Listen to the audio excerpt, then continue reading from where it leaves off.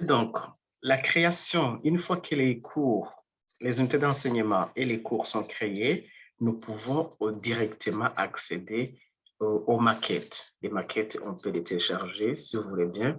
Je peux télécharger toutes les maquettes de, de l'année académique en cliquant sur ce bouton, de l'Institut supérieur de commerce, de l'assistant de direction. Donc, comme moi, ce que je cherche, donc ça va être l'assistant de direction.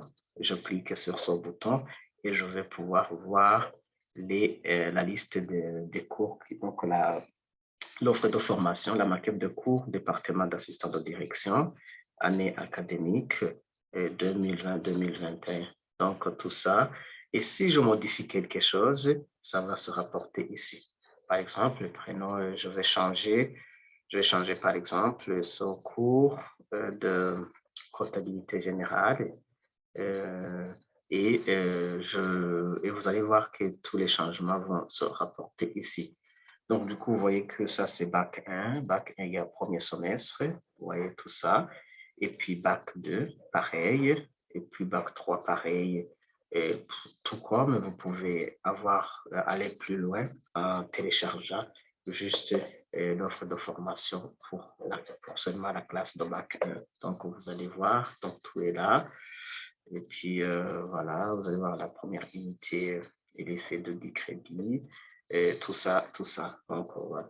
Donc, pour voir que la gestion de tout cela est dynamique, je retourne au niveau de cours, ou bien, par exemple, non pas au niveau de cours, je peux même aller au niveau des unités d'enseignement, changer une unité. Par exemple, la quatrième unité, je la mets au deuxième semestre. Et vous allez voir que tout cela va se changer. Et ce qui est... euh, voilà. Donc, je retourne ici, au niveau de la gestion des unités.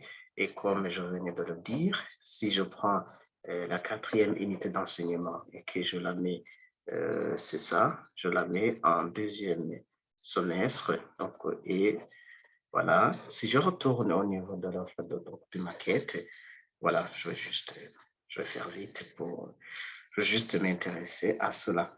Donc, je prends pour cette classe.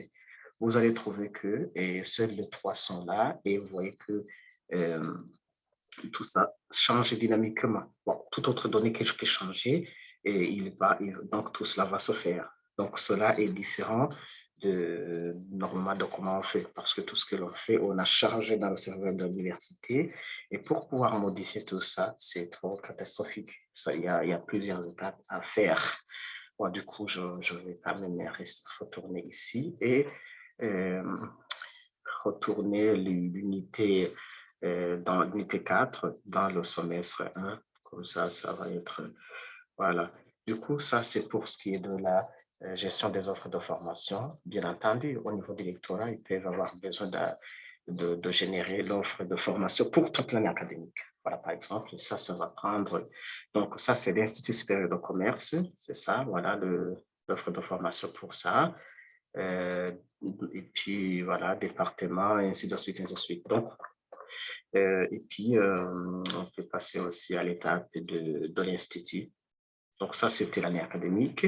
Ça, c'était l'Institut. Donc, tout l'Institut. Donc, les 5 départements qui sont là, combinés. Mais ici, ce que je vous montre, c'est que donc, je n'ai pas toutes les données. Je n'ai pas pu mettre toutes les données. Mais pour les données qui sont là, ils peuvent être visualisables. Donc, tout comme je peux aller au niveau de notre développement, donc de notre département qui est, par exemple, le développement communautaire. Et là, vous verrez, bon, il n'y a pas de cours. C'est pourquoi on voit quelque chose qui est vide. Donc, mais si je vais au niveau de l'assistant de direction, bien entendu, on va voir qu'il y a les cours. Donc, voilà. Et ça, c'est la gestion donc les maquettes. Et puis, dans la partie qui suit, on va rentrer dans la gestion proprement dite de ces cours et des enseignements, bien sûr.